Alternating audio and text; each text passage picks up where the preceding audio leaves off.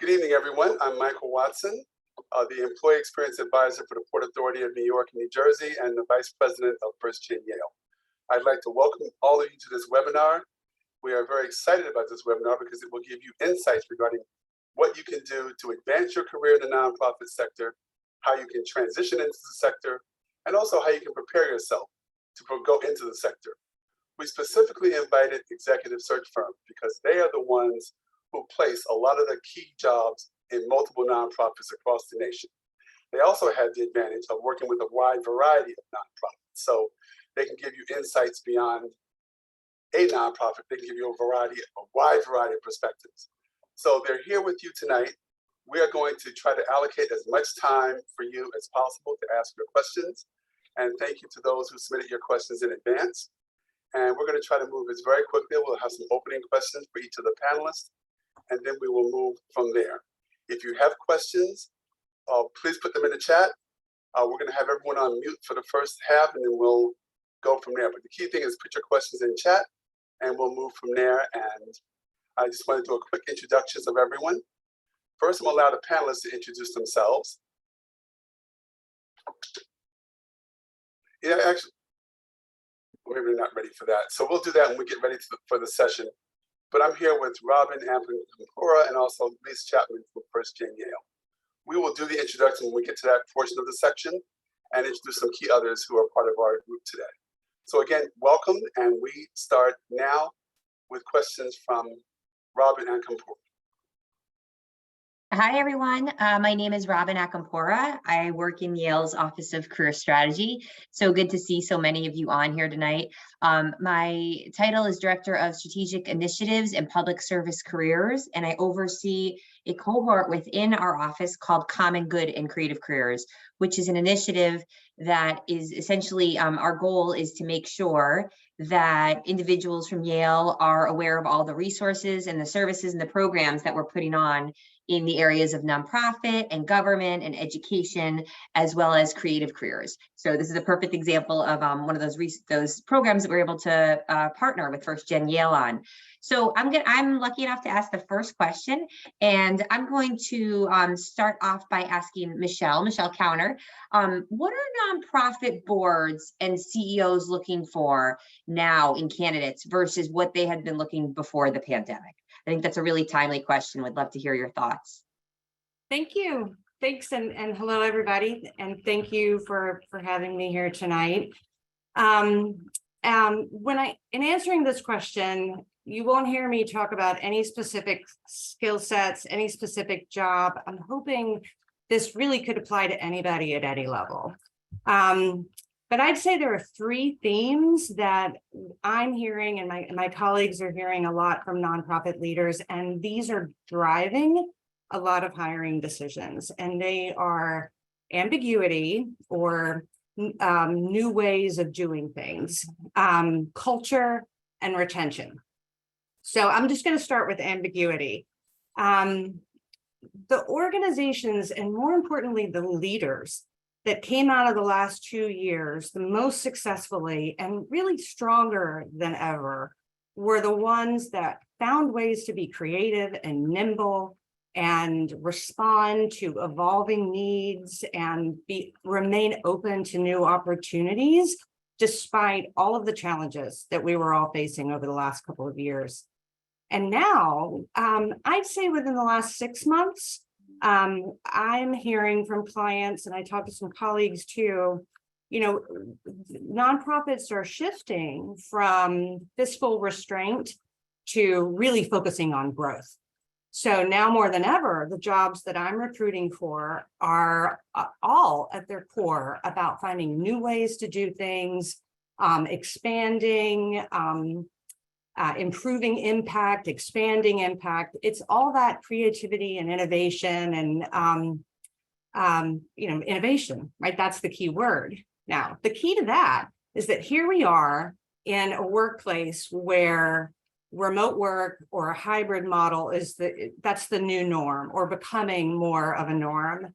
And, historically, we've thought about innovation as being best in person, right? Where those open workspaces and bouncing ideas off each other when you're getting coffee. It was all about in person. And so I think leaders are still, many, if not most, are still trying to figure out how to make a hybrid model work for their organizations, because they've had to, but they've seen that it works. They just don't know how to structure it fairly, effectively, and to encourage collaboration and teamwork. And so what does that mean for people who are interested in nonprofit jobs? Certainly hiring managers are looking for people who are self-motivated, self-directed. They always have been, but now more than ever, because so much of the work can be done remotely or with remote work partners or remote managers. But beyond that, they're looking for solutions-oriented people, creative problem solvers, demonstrating that you can work across teams, across departments, that you can be intentional about the way that you collaborate. And leaders, they have to be nimble, motivate, get people to buy in, all of these things, and they have to bring their teams along. So they have to do this by showing empathy about what change is hard. They have to get buy-in, they have to motivate, and they have to do it all with humility and a sense of humor. I mean, they're wearing a cape, right? But those phrases are in almost every job description that I've seen lately. But the bottom line is they have to inspire a culture of inclusion and innovation and respect and collaboration, and do it while we're all working in different ways and finding new solutions. So that gets us to culture. Now, culture I'll go kind of quickly on because I couldn't possibly do it justice. It's certainly not here. But every client I've worked with in the last 2 years, probably longer, has been on a journey of creating, building, sustaining a culture that supports inclusion and collaboration. So what does that mean for people wanting to work in nonprofit or looking for that next career opportunity? Culture doesn't begin and end at the C-suite. All hires, boards, CEOs, senior executives, managers, they are looking for team members that are going to be active participants in building and sustaining that kind of culture, a culture that values differences in background, in opinions, in approaches. And that's been important a long time. Now more than ever, it's important because of that third theme, and that's retention. So that workplace where people feel valued and heard and like they're having an impact. So turnover and the demand for talent, this high demand for talent, that is the last theme I wanted to talk about. And here is where I think a candidate can really stand out. This is the last point I'll make. And I'm editorializing a bit here, but every board that I have worked with lately, a search committee, they all end with this question. We recommend it, and they all opt in to do this. And I always ask it at the end of every interview. And that is, why this? Why now? Why this organization? Why this position? Why at this point in your life? And that may seem like a no-brainer, but I can't tell you how many times I've heard people say, well, I've been in for-profit for 20 years and I'm ready to give back. Or I care deeply about the needs of children. Those are good answers, but they don't answer the question. The question is more personal. This is how you are no longer an anonymous applicant for a job. This is about doing your research so you know the organization and why it would be a good place for you to invest in your career there. Asking the questions to find out if it really is a good fit for you, and then demonstrating to the organization the strengths that you bring, why you're a good fit, how you're going to contribute to the culture, and why it's the right investment for you and you're the right investment for them. I love that, Michelle. I love that last point, especially that's great. Thank you so much. And I'm sure we're going to be looping back to you with more questions in a little while. I'm going to jump over to Jennifer now. Hi, Jennifer. The question that I'd like to ask is, how did you find candidates and what can individuals do to position themselves to gain attention from executive search firms? So I know this, I talked to a lot of students about this, about like, how can they differentiate themselves? So we definitely would love to hear your thoughts on that. Right. So the first thing students need to understand is the executive search firm is working for their client, right? So they have a specific job they need to fill, and they're looking for specific credentials. That said, that is not the end of the story. Okay, so when you are a search professional and you're trying to look for candidates, you know, there's only about 4 places you look, right? You go to your own database, you go to LinkedIn, you go to your own networks, and you go to the applications, right? Those are the 4 main drivers. And so people might say, well, how am I going to influence that, right? If that's how they do things. Well, you can do that in a couple of ways. So first of all, if you decide you want a certain job in the nonprofit sector, all of your social media, all of your LinkedIn, all of your anything that talks about you as a person, if someone read that and you're looking at a certain job, they would understand why you want that job, right? And why you're good at that job. So you really have to be personalized in how you're presenting your information about yourself, your background, number 1. Number 2, you also, when you are, to get my attention, right, just as an applicant, I will look at resumes. I'm sure Michelle and everybody else will just look at cold resumes. But what impresses me when I look at that is that the person has taken the time to personalize and create a whole package for me that sells me on why they want this job and why they are the right person for the job. Sort of like Michelle said, you know, why this, why now, right? And you can do that starting with your cover letter and your resume. Because if you send me a generic, I was thinking this morning, those of us of a certain age will remember having our resumes printed on ivory colored paper and with matching envelopes and mailing them, right? So you couldn't personalize anything. You were happy you didn't have a typo, right? So somebody who sends something that's really personalized about the job, their experiences, their responsibilities, that I can just, that the words just roll off the page to me, that is how a candidate, just an over the transom candidate, distinguishes themselves with me, number 1. To distinguish yourself, I've already talked about how you need to distinguish yourself on LinkedIn. Make sure your LinkedIn profile includes the words in the job description, because when I'm searching on certain words, and we all mine LinkedIn for candidates, but I have to be able to find you. Right?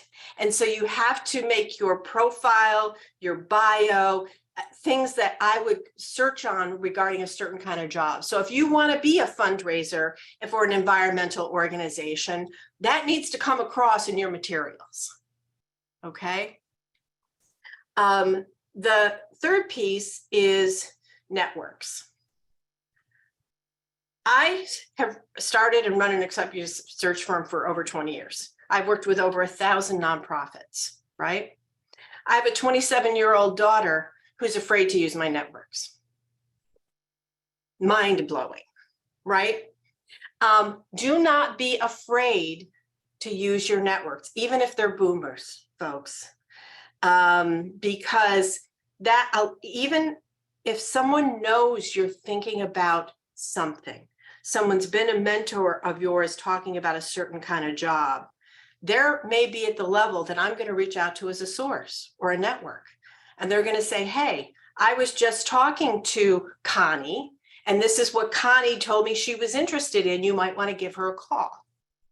That person-to-person word of mouth marketing is priceless in the executive search business.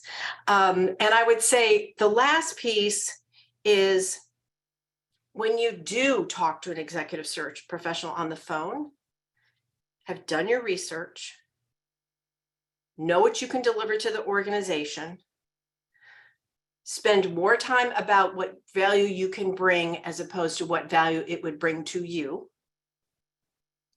and really come across as energetic, enthusiastic, exciting, and someone who's going to be a good interview. That's it, Robin.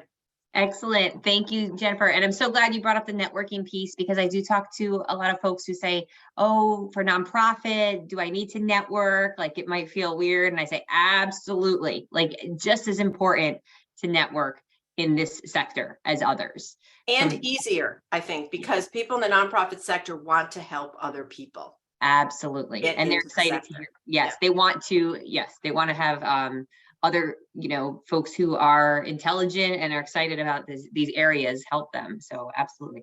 I'm going to turn things over to Michael now.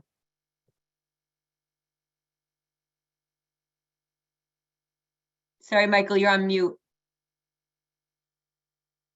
Thank you for those responses, and we look forward to going to the next section of the program. And this question is for Melissa Madzel, Managing Partner at Access Talent Partners. If someone wants to make a transition from the corporate sector to the nonprofit sector, what can they do to make themselves a more attractive candidate? I love that question. And just thank you, Robin and Michael, so much for having me here. And I'll start actually by underscoring what Michelle and Jennifer have already said. They mentioned two of the things that I had immediately thought of with this question. One is networks, the importance of networks, and two, the importance of telling your personal story. Making it jump off the page why you are the right candidate for the specific mission that is being served by the organization doing the hiring. Those two things are very, very important, but some other concrete things that I would recommend. One, if you're in the corporate space and looking to transition into nonprofits, invest a little bit, invest time, invest energy, invest money, and making sure that you are learning about what the differences are between the nonprofit and corporate sectors, making sure that you're doing that through informational interviews, through getting involved with different organizations as a volunteer, and especially as a board member. Seeking out those opportunities can really stand out in telling that story about why you're the fit.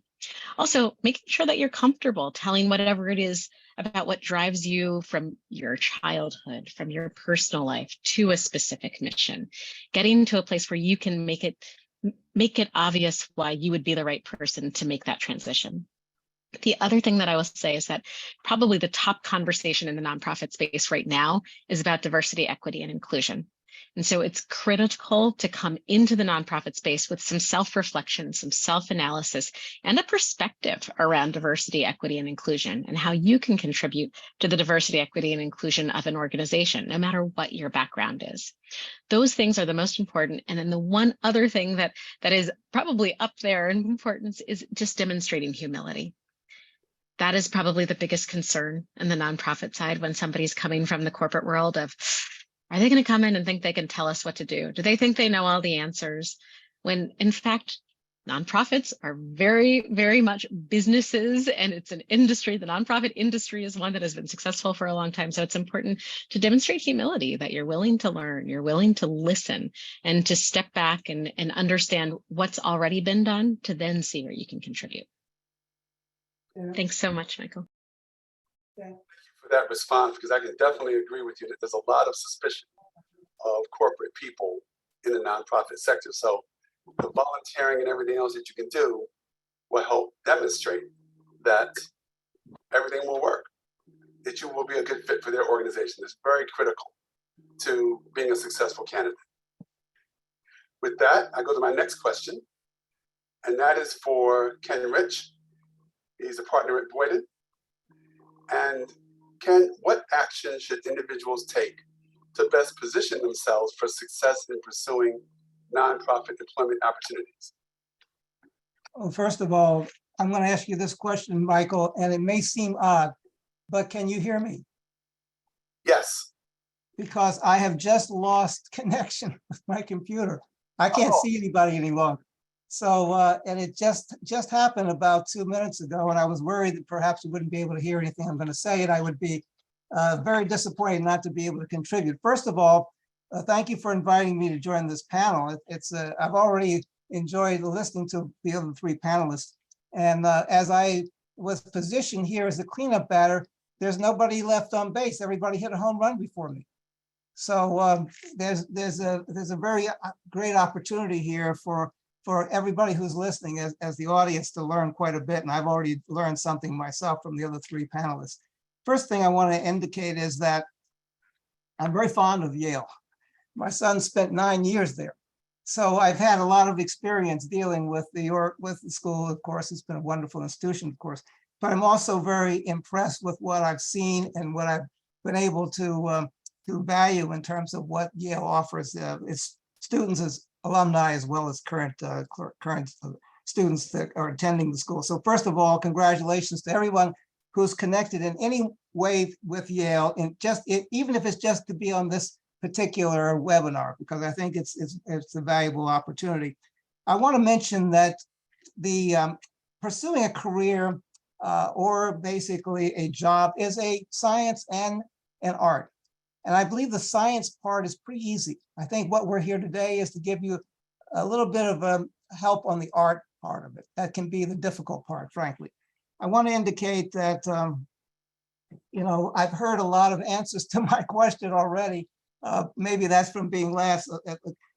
These questions tend to overlap. So I won't go into a lot of detail about resume and the bio and the LinkedIn profile that I was going to mention, because I think we know that those need to be up to date and accurate, and also professional in appearance. We also want to basically recognize that your prior experience is critical. When you're looking for any job, in particular the nonprofit sector, I've noticed that a lot of people coming to the nonprofit sector from the for-profit sector, and that's not by accident. Clients are looking for that type of experience. So if you are interested in making that transition, it's a great opportunity to do so. Clients are seeing more and more value.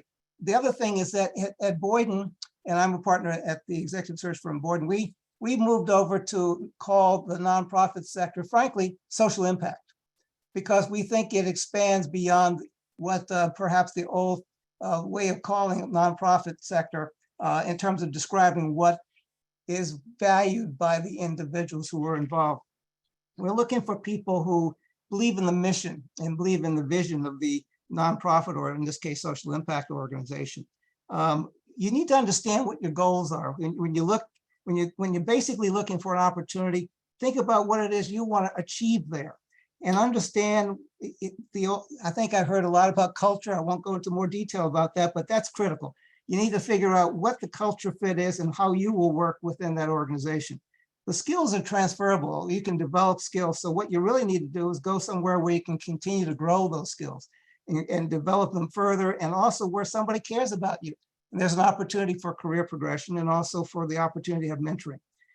The executive search firms are looking for certain things in candidates, and they're pretty specific. We want dependability. We want somebody who has the passion and has the integrity and work ethic that we're looking for.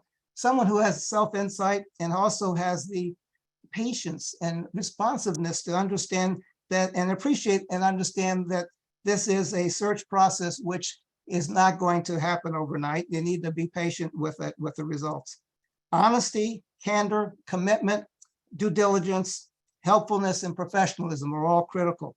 I want people to think about being eager, but I want them to be energetic. I've heard that before tonight, and well prepared. But I don't want them to be overly eager and become desperate in appearance, and also look to be someone who is perhaps becomes a pest, because they keep on reaching out to the search firm perhaps when there really isn't a reason to do so. I will finish with this point. There are 5 P's that I think are critical. I used to think there were 3, and then I moved to 4. Now I have 5. First, preparation. Whenever you have an opportunity for an interview, you need to prepare. You don't celebrate until after you get the job. Don't celebrate prematurely. Secondly, passion. I think you need to basically show that you have what it takes to work in the organization. I said, third is personality. If you show vulnerability, I think you're going to find that people are going to appreciate you more. And the fourth is patience. I mentioned already, but it's a marathon, not a sprint. And the thing that I just added just a minute ago, frankly, was the fifth P, and that is being proactive. And that really means don't wait for the search firm to call you. Think about the organizations that appeal to you. Study them. Figure out what it is you would like to do for them and with them, and reach out to that organization. Many times they're recruiting from within. They have their resource already there. They have their talent management team in place, and they are working in some cases with us, with the search firm, but in many cases they're working on their own and don't utilize the search firm for every opportunity. So don't miss that opportunity. Go direct when you feel that you know exactly what it is you'd like to do. And that's all from me. I wish I could see you guys. Well, Ken, we can see and hear you. So thank you very much for serving as an excellent pinch hitter.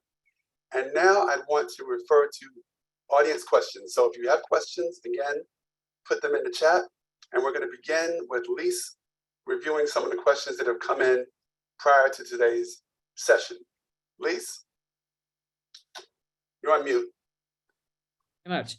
One of the questions that came, there were a lot of questions, so thank you all for submitting them. The first one is, how do you position yourself for a career in the nonprofit sector if you're employed in another field? What advice do you have?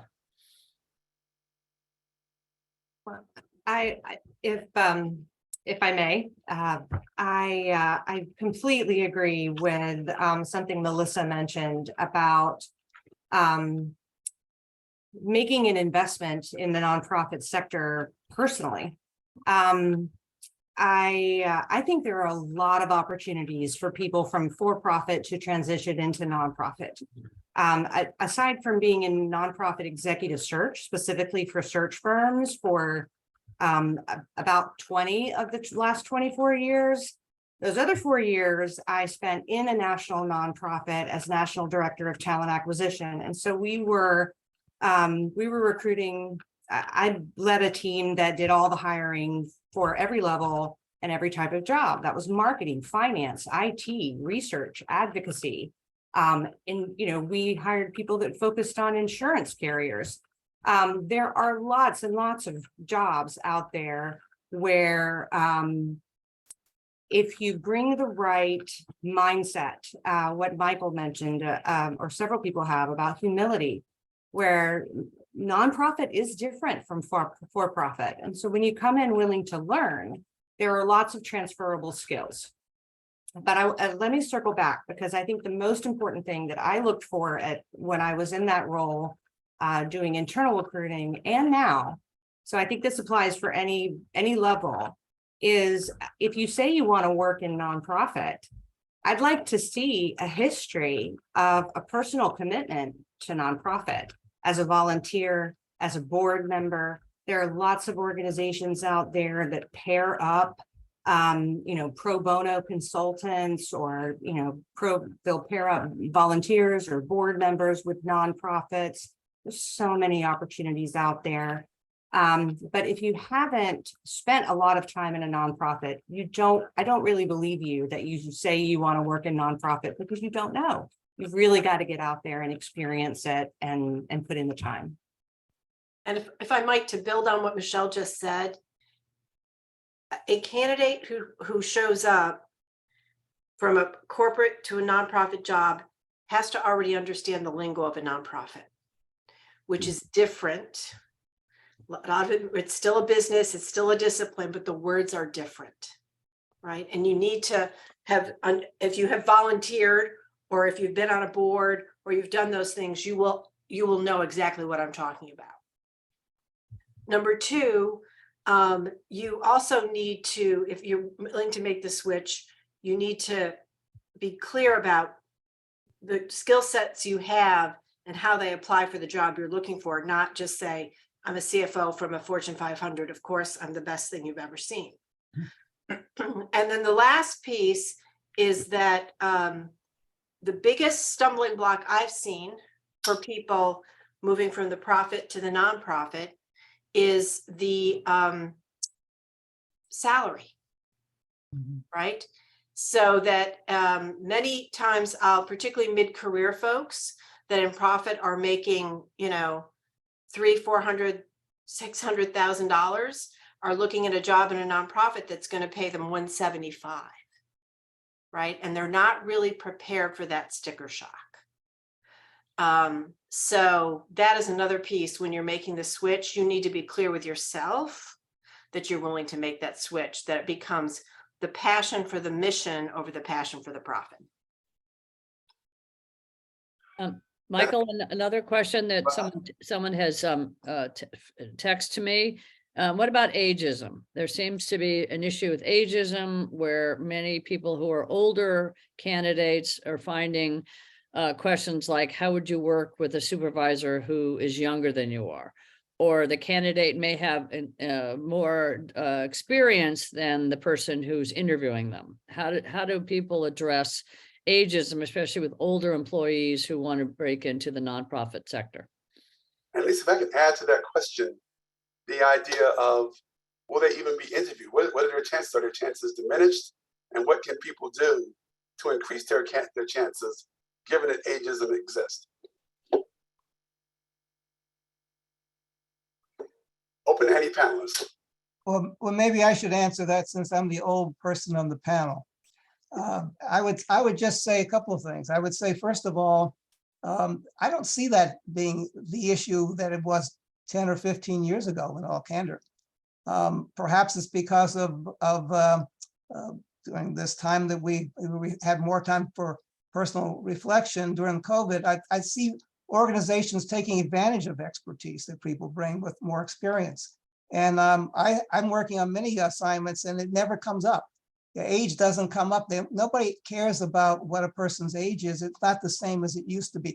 I remember when I got into search 39 years ago, people were putting down, you know, they were wanting to know exactly how old the candidate was. And they wanted to know a lot of things, perhaps, that we are not as anal, perhaps, in looking at today. But I think people are really looking for what you bring to the organization.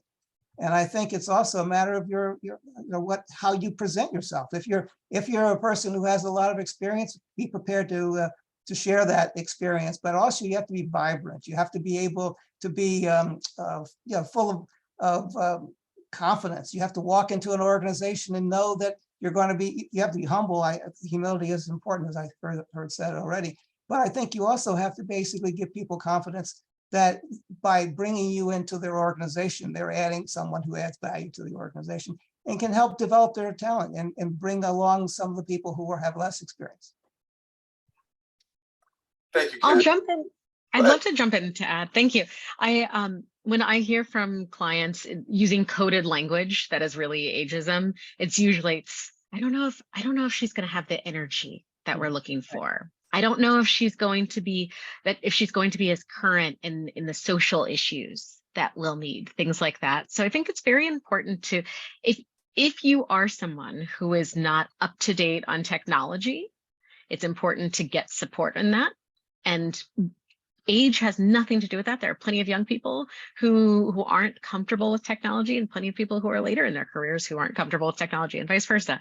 So is that something that's not familiar and comfortable, where you're going to be able to get through Google Docs comfortably, able to deal with Slack comfortably, then spend some time learning those things so that you can talk about that in the process. And then also demonstrate that you do have an understanding of the contemporary social issues that are most relevant to the mission and the discussion of the organization that you're applying to. I would say that's very, very important. What are the problems that they're facing? What's the language that they're using to talk about it? And what are the solutions that the organization is proposing, and demonstrating that you understand that you're fluent in that world. And those things are probably going to help move a process along a little bit better. Okay. Thank you. Michael, do you want more questions, or how would you like to proceed? There are more questions from the participants. Great. I'll let you go ahead with the next question. Okay, next is particularly interested in how young professionals choose and break into the nonprofit sector. Who's someone who did both, the process can feel overwhelming and anonymous. I'd like to learn strategically present skills and experiences to stand out. Recommendations?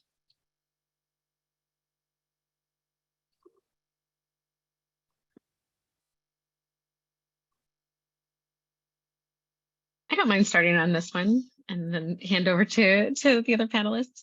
I think, Jennifer, you mentioned networks. That's so important.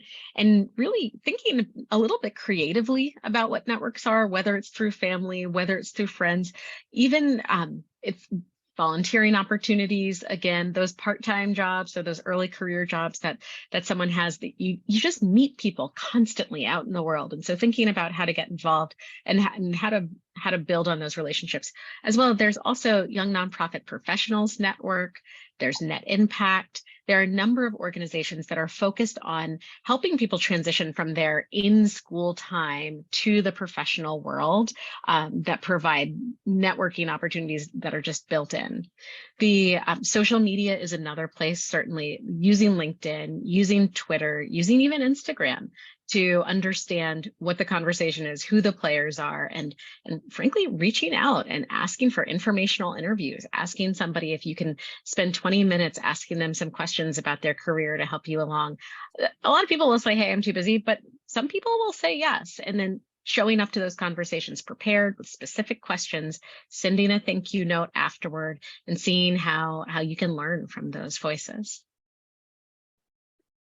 I'm happy to piggyback on that, what Melissa just shared and mentioned that, Lisa, it sounds like that was for recent alumni. Is that right? Is that I kind of don't know. It's from I guess Okay. an older alum. And basically, when I think they mentioned ageism, it's not your age. They're being treated because they're older, because their class year is visible. Oh, okay. they're I guess somehow I thought it was for more recent. No. Okay. Yeah, I thought it was for more recent alums. I just wanted to piggyback on Melissa's concept of the networking and give a shout out to the Yale Alumni Nonprofit Alliance. They're an incredible shared interest group that's part of Yale. I think I saw Rachel somewhere here, and Allison, Rachel Littman and Allison Gardy. And so you might want to look up Yale Alumni Nonprofit Alliance. They have chapters throughout the United States. So you could look up and see if there's a chapter near you.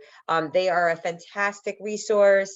You're able to attend a meeting. You don't have to actually be working at a nonprofit to attend a meeting. I know they have virtual meetings, so I would definitely recommend looking into them. And also shout out to Yana for helping to co-sponsor this event.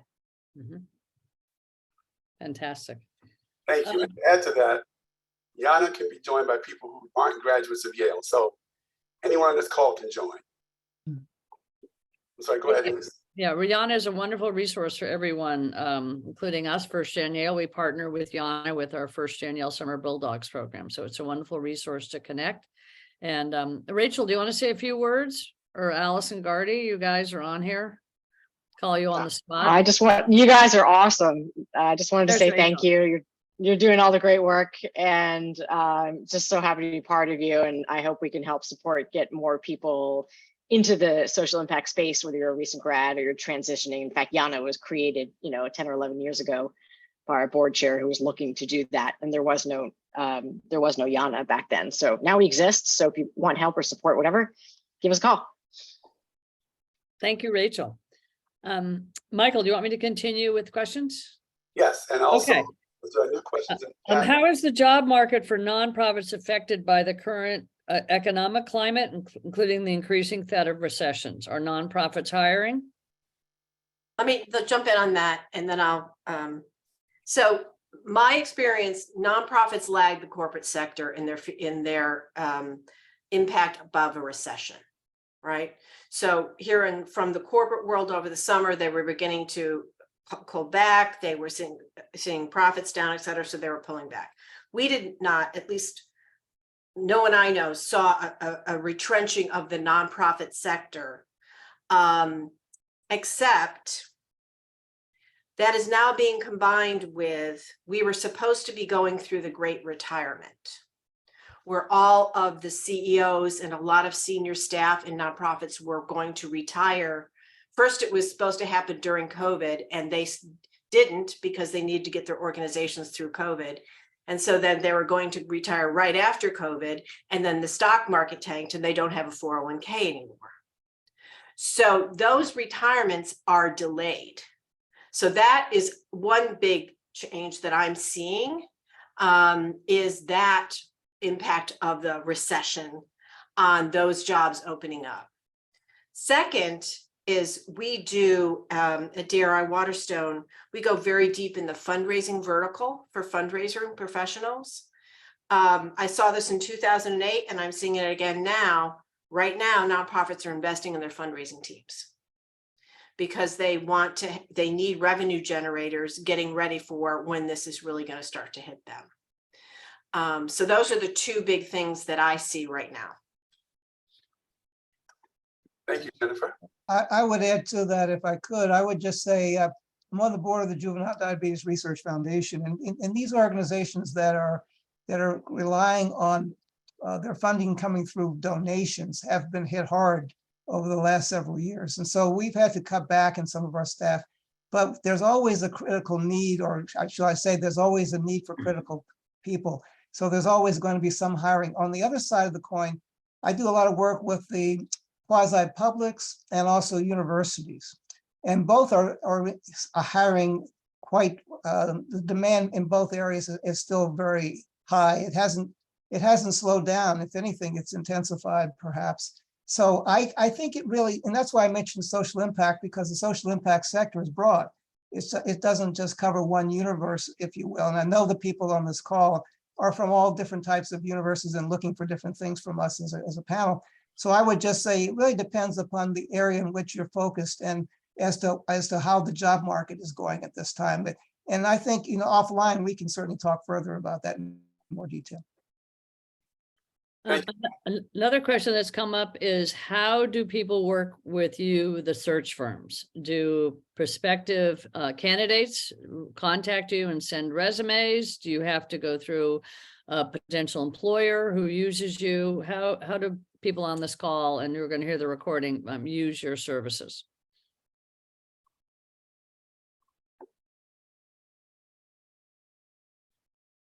Well, as I said before, we're hired by the client, right? Okay. Our client is the organization that's hiring us to fill a specific need.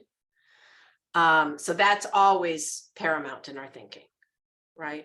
However, if search professionals have to constantly be building their own network or groups of talented people, so that when we get a search, I can think of 5 or 6 people that I want to call right away, right? So building a relationship with a search firm is a good idea as one part of it. It usually begins with either, frankly, a social media connection, LinkedIn, with one of our lower level researchers, and who you'll build up a social media relationship with. You'll begin sharing the resume will get in the database, they begin thinking of it. So there's an organic way that somebody, unless you're applying for a specific job, there are some organic ways that you can enter into a search firm's ecosystem. Many firms will just accept resumes through their websites. I'm not sure that every search firm looks at every resume that comes in that way. So I don't want to be too encouraging about that. But as we've said here before, that networking piece, in addition to the formal ways, is always the best way to go. I totally agree on the network aspect of this, because if you will position yourself to be known by people who are actually those who are routinely sought out by the search firms, we go to certain people that we see for basically their recommendations. And those individuals, if they know you and they start to recommend you for opportunities, that will go a long way toward your career and giving you more opportunities to be seen without having to be totally on your own and being totally without a sponsor. This is a wonderful way that networking can benefit you. I would also add that something that's slightly different from the corporate and for-profit world in the nonprofit world is that because our clients are the organizations that hire us, as search firms, our arms are only as wide as the organizations that hire us to do the recruiting for them. So it's useful to get to know all of the different search firms that are working in the nonprofit space. They're very, very large multinational search firms. They're very small 1, 2, 3-person organizations and firms and everything in between. And so it's useful as somebody develops an understanding of the types of organizations that they want to serve in, or the types of roles that they want to serve in, to start to track and follow along. Oh, these are the same search firms that seem to do a lot of these searches, and then follow all of those search firms on social media, sign up for their newsletters. So then that way you're hearing from them regularly about what their latest searches are. Bookmark their websites. And so that you go back every 2, 3, 4 weeks, because the searches turn over pretty quickly too.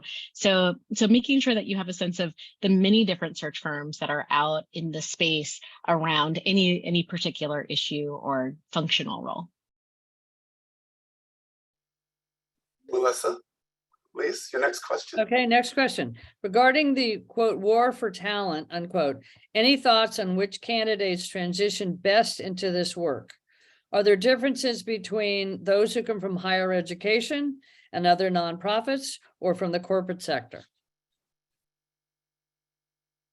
So the question's about how to transition from where you were to being effective in the nonprofit.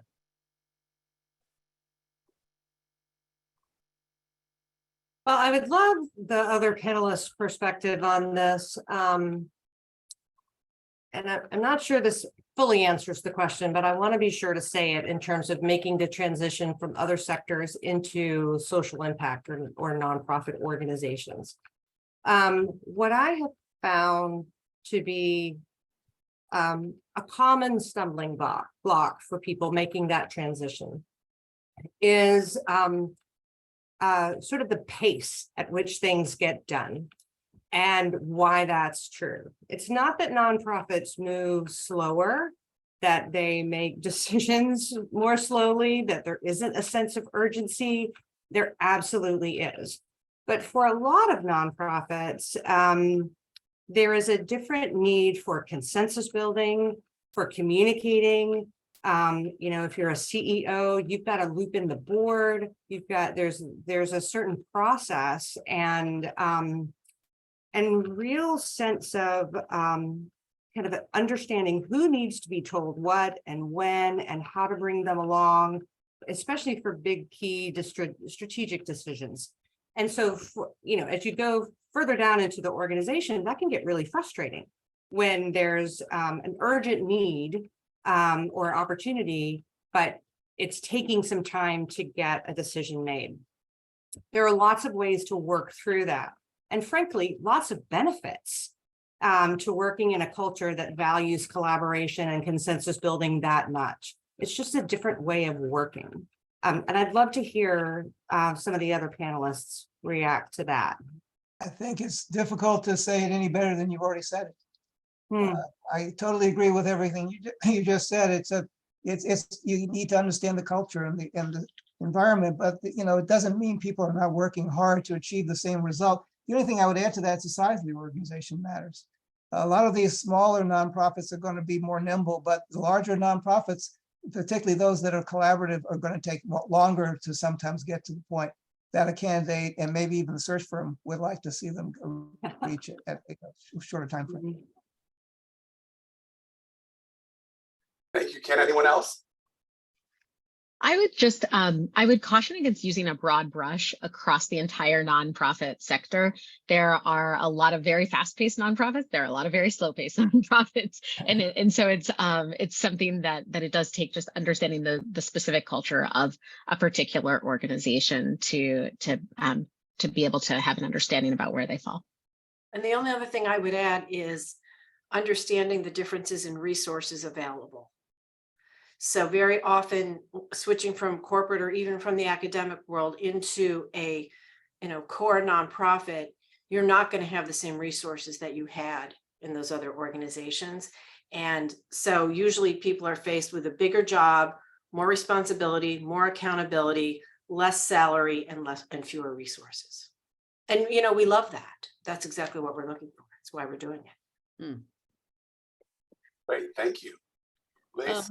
One of the questions is how do, and we have a lot of students on this call, which is great, a lot of Yale College students, and many are first generation low income backgrounds. What are the advantages or disadvantages they're going to find looking for jobs in nonprofits? They may not have the networking skills. They may not have the resources that other students have. What do you recommend for those students who are looking for positions in nonprofits? The one thing I'm happy to mention is for current Yale students, there are a plethora of funding opportunities, especially if you are on any type of financial aid. So for students who are, so current students, just to name a few different ways that you can get funding if you're looking at nonprofits specifically, right? That you can't get this funding if you're working for profit. There's the Summer Experience Award. There's a number of nonprofit internships in the Yale Students Grants database. There is also, and just to name a few, there's the CIPE nonprofit internship. There's the Yawkey fellowship. There's the Yale Alumni Community Service funded internship. There's the Yana Dwight Hall Fellowship. So lots of funding opportunities for students to be working at nonprofits. So that's a great support within the institution. And you know, Office of Career Strategy, we are more than happy to meet with any students who are looking for networks. We have a lot of like recent grads who are happy, happy to speak to current students or fellow, recent alums about their experience. We have a great peer networking list that includes the nonprofit that they work for. So there's a ton of resources within OCS, and I'm more than happy to speak to anybody about that. The only thing I would add to that is, first of all, if you're a Yale student, congratulations. You basically, the world sees you as smart, intelligent, and connected. And there are people out there who are connected, who can help you. And so one of the things we want you to do is realize that. Don't be bashful about reaching out to alumni who have also done well and who are in the space that you want to be in. The other point we've already made is that, whatever you decide to do initially is not going to necessarily be your career path permanently. So you want to get into an opportunity that helps you to develop your skills, but that could also be in the for-profit sector. And then even if you have an interest in moving back to the social impact or nonprofit sector eventually. The other point is the nonprofit sector is paying much higher compensation than it used to, at the level that you would be coming in, which is the entry level. And even at the more senior levels, in some cases, it's really those people who have sort of priced themselves out of the business of being able to make a lateral and see the compensation be equal. Those are people who have had more experience. But if you're coming directly out of school, the opportunity is broader than you might think in terms of compensation. Michael, Barb, do you want to share Summer Bulldogs and what we've been doing in a summary? Barb, are you ready? Barb? Sure. Hi, I'm Barb Bertasio. One of our wonderful and enriching projects for both alumni and students, and I believe the employers or sponsors, as we call them, is our Summer Bulldogs program for Yale College students, and they can serve in any kind of field, nonprofit and profit, university research, governments, so forth, both internationally and across the United States, virtually and in person. We've gone from 4 students working for a law professor at Yale 3 years ago to 99 students working internationally this past summer. They work for 8 weeks, and we will start our new list of upcoming positions in the late winter, like January, February timeframe. We're hoping that Yale students would be ready to look for new positions that are exciting. We offer, as well as the actual positions themselves, is internship workshops,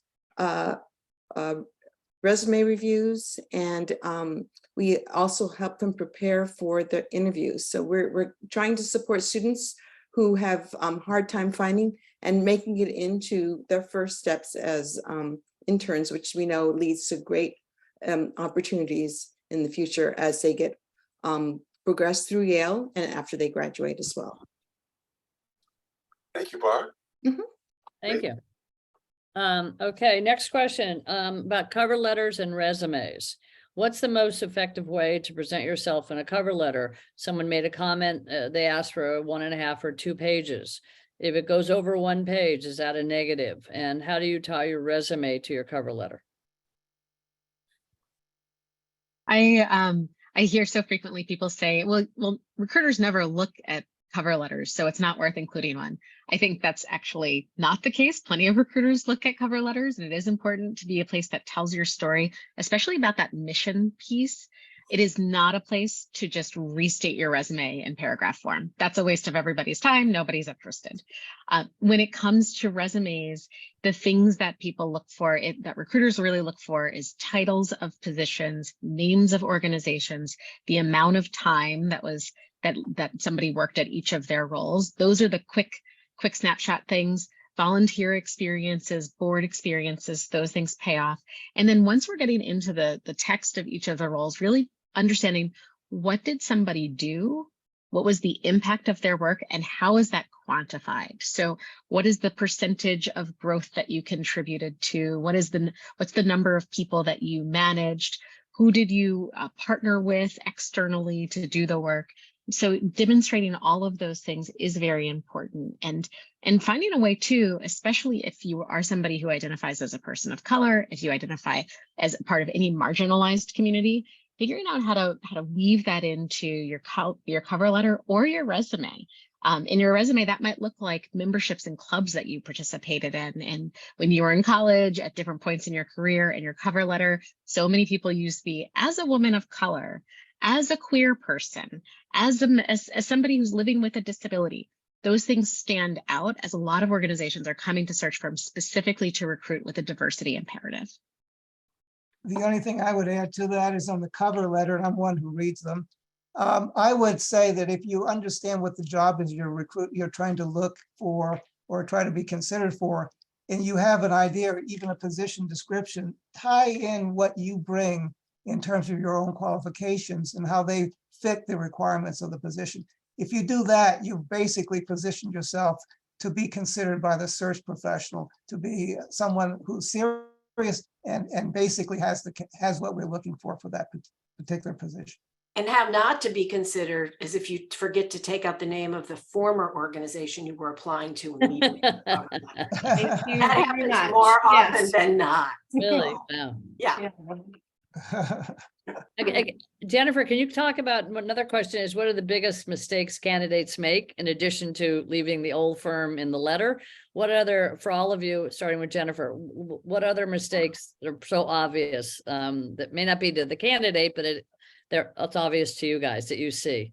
Well, so there is attention to detail, right?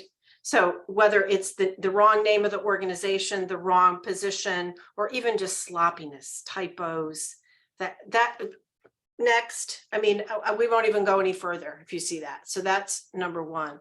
I would say number two is what Melissa was saying about really being specific in that cover letter, because I'm reading through and I want to pull out 3 or 4 things that connect you to the job.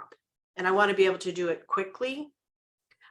So if my job is a project manager job, then I better have a cover letter that talks to me about examples of project management, right? Not that they play the violin, right? So it really, you need to think about you're marketing yourself for that job, not as a person. That will come, that will follow, right? But the first part is to market yourself for the job.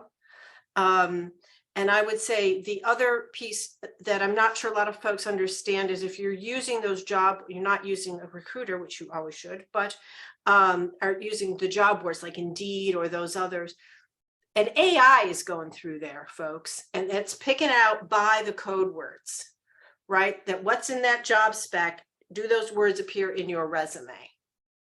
Make sure that it does, or you're never going to get a chance. I would add to what you're saying, Jennifer, too. This is such a simple thing. Read the entire job description. And it's so frequent that we get people who just haven't read to the end of the job description and don't really know what the job is about, especially now that salaries are being posted more transparently. And Marilyn, I saw in the chat that you asked this question about salary transparency. It's if people apply for a position and the salary is posted as 170 to 190, that's what the salary range is. And then they come back and they say, I'm looking for $280,000. And that shows that they just didn't actually read. And that's a waste of everybody's time. So absolutely making sure that you're reading everything about the organization and about specifically about the role that's open.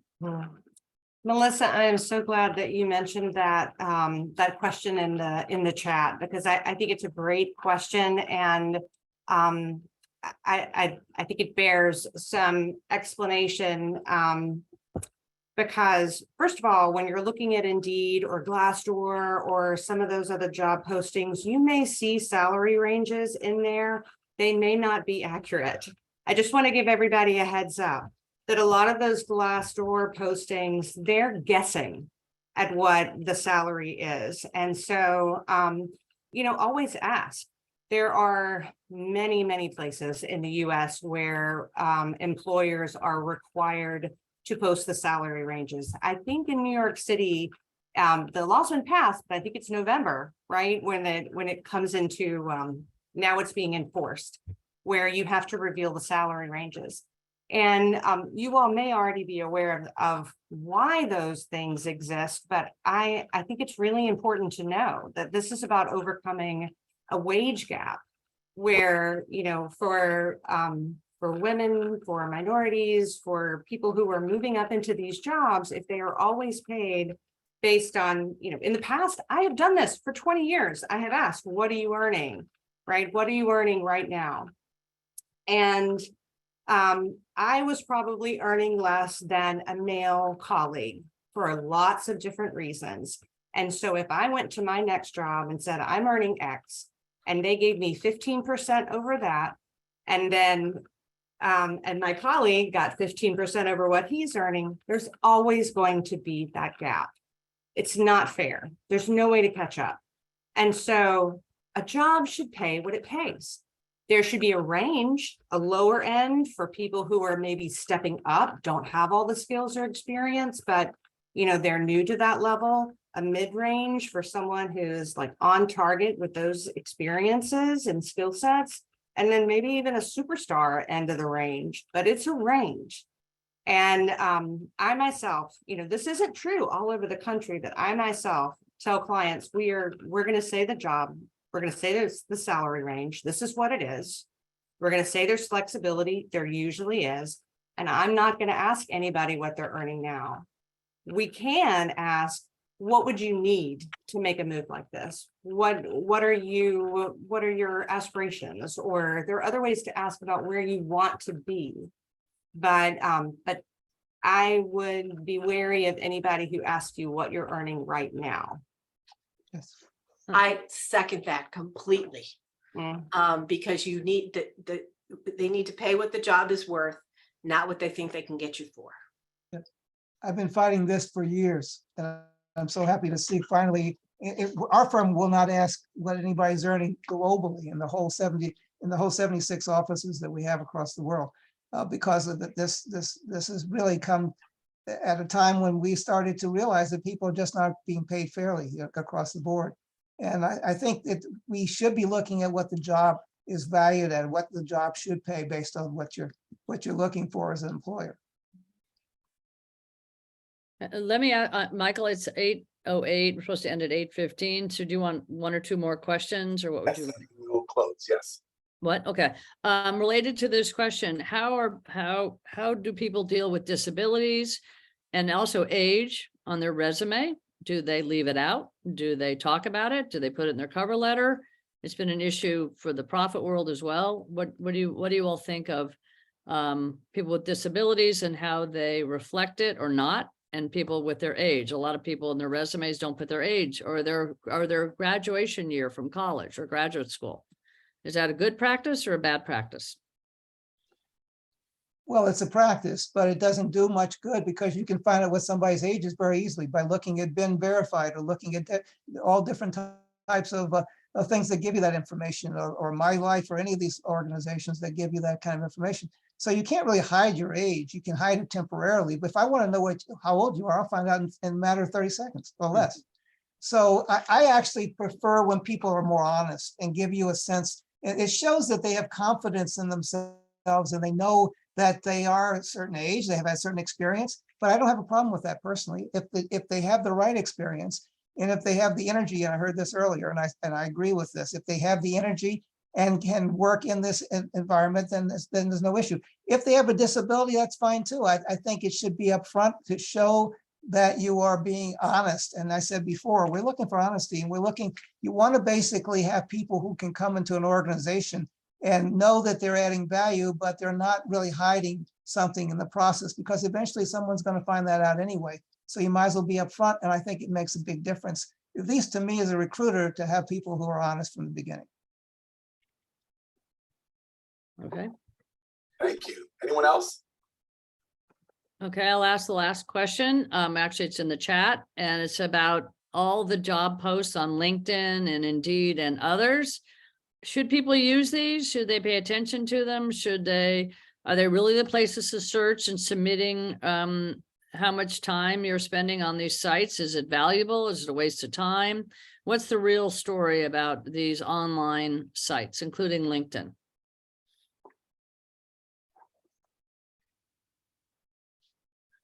Go ahead, Jennifer. Well, I think it depends on the level of the position, right? So the most senior level positions, you're not going to find those on Indeed. You're not going to find those on those sort of generic sites. They will be mentioned on LinkedIn. So I think that is, I would say LinkedIn is the place I would look first, based on the more senior of the position. You know, it's tough to find candidates right now. I mean, although it's changing a little bit. We've really, you know, it used to be I'd have, 10 candidates for every one job, and now I have one job for 10 candidates. But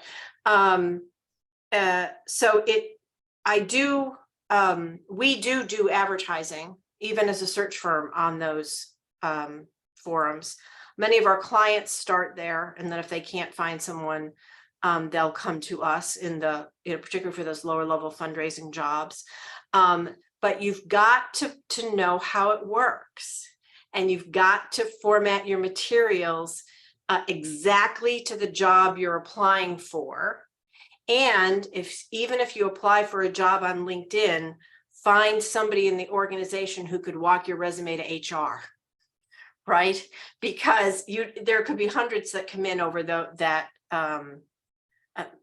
venues. Sometimes they get through, and sometimes people get great jobs that way, but I wouldn't rely on it as the only way to apply for a job. Yeah, I see this comment from Nicole, I think, about, some posts on Indeed have been open for 4 weeks, and some have been, there can, some of those sites, and I forget which ones, but some of them are scraping ads from other postings, and they're not up to date. So maybe I agree with Jennifer that LinkedIn is usually the most up to date, and especially for the more senior level jobs. Someone mentioned Idealist. It's a great resource, for really all levels, except maybe senior executive and to some extent executive director. I mean, it really depends on the size of the nonprofit and a lot of other things. But maybe best practice is to go to the organization's website. Most of them will have jobs posted on their website, or have a place like Work for Us, Career Center, or something where you can kind of double check the information that you have found on these other resources. They're all pretty good. I have a love-hate relationship with Glassdoor, but LinkedIn, I bet all 4 of us are on it every day, most of the day.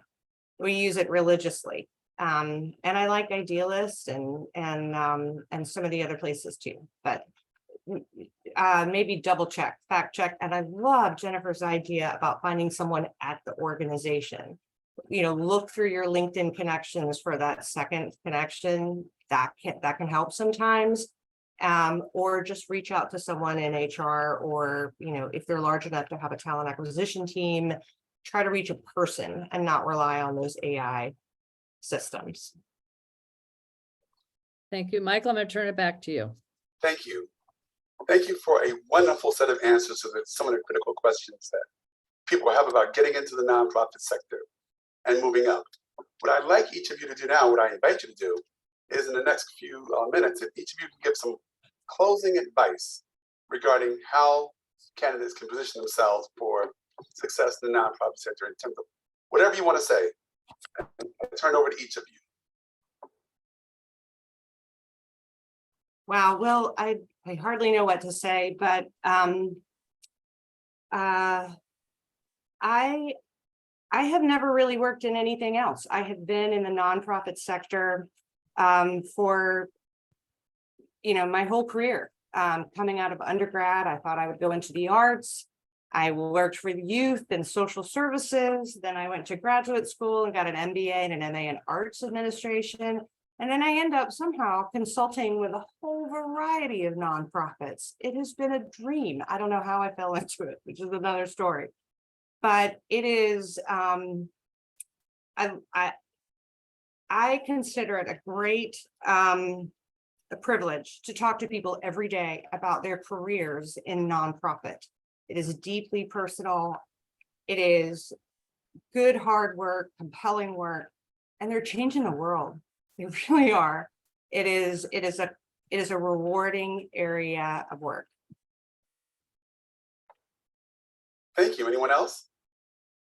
I would say, very simply put, that nonprofit work is both brain work, but also heart work. And if your heart's not in it, it's not going to work out.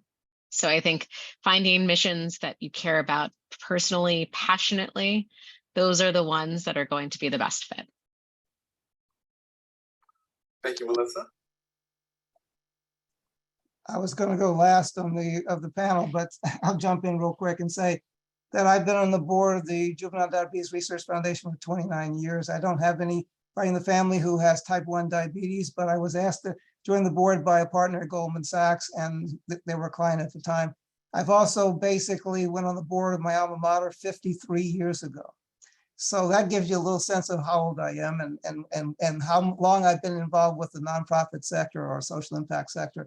I would just say this: I've covered financial services. I worked on Wall Street for 14 years. I came into search and focused on financial services, but I always worked in the social impact or nonprofit sector as my second area of interest. It has gravitated to being my full area of interest now. Over the last 14 years at Boyd, and I have focused almost exclusively on the social impact sector. And frankly, I find it very rewarding. I find that the people are just fantastic. And it just makes you feel good knowing that you're working with individuals who care about other individuals, care about their mission. And it's wonderful as a search professional being able to help those organizations. So if you're interested in that as a career, I welcome any conversation you want to have with any of the panelists about it, including myself. And I wish you the best, and I know you'll be very successful and very happy. Thank you, Ken. And I guess I'll go last. The nonprofit sector changes lives. Working in the nonprofit sector changes your life. I think that number one, you only go into it if you like people. If you don't like people, the nonprofit sector is not for you, because nonprofit organizations have to work as teams. They have to collaborate. They have to be problem solvers. They have to do all of those things with limited resources. And I would say the other piece about going into nonprofits is that nonprofits will give you as much responsibility as quickly as you can handle it, because they have no other choice. They have to. So when I was 36 years old, I was running the global fundraising organization for the American Red Cross. I had 400 people, a $200 million budget. That didn't happen. That only happened because CARE hired me in 1985 when nobody knew what a fundraiser was, right? And they had to just let me do it because they didn't know. And I think nonprofits will give people responsibility. So it's also a good place to go if you are a doer, right? If you want to make things happen, if you want to have impact, and you want to be given the responsibility and accountability to make things happen. Thank you, everyone. I want to thank everyone for joining us today. And again, join me in thanking the panelists for their excellent insights regarding the nonprofit sector and how you can prepare yourself to be an effective candidate. So thank you. And with that, enjoy your evenings, and we look forward to being in contact. Please review the chat. There's some excellent comments and resource referrals in it. And we look forward to your joining us at our next webinar.